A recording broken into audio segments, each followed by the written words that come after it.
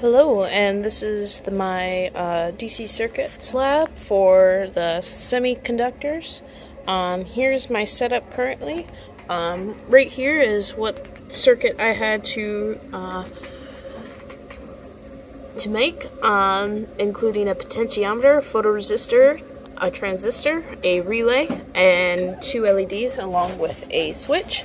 It looks a little messy, but here I've got my power controls on the Arduino. I've got ground hooked up, and I'm both using the 3.3 volt and the 5 volt pin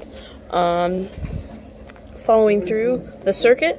I've got the potentiometer hooked up to the 3.3 volt pin, then it's grounded out, and then I have the third pin going to my photoresistor, and then right here, hard to see a little bit, but here is where I have my transistor, and the right hand side is my collector.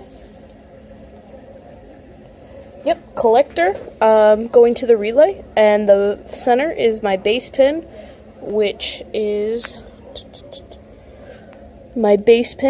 hooked up to where my photoresistor is, and then the emitter is grounded out, and then I have a double throw relay here, and my double throw relay on those two pins are connected to 2 LEDs.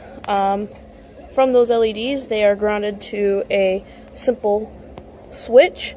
That switch is grounded out, and then the 2 pins are grounded. It's grounded out by a 220 and a 330 resistor, and then grounded by the switch. So what happens is when this controls the voltage going to both the photoresistor and the transistor, with the light that is provided, ambient light,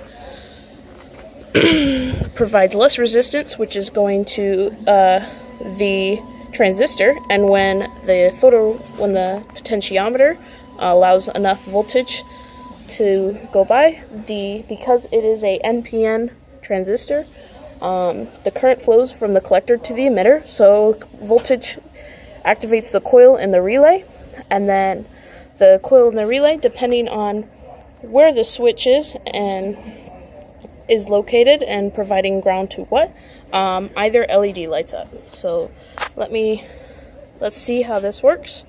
So I currently have the switch pointed to one direction, so gotta hold this here. So there we go. Enough voltage. Gotta hold down the relay.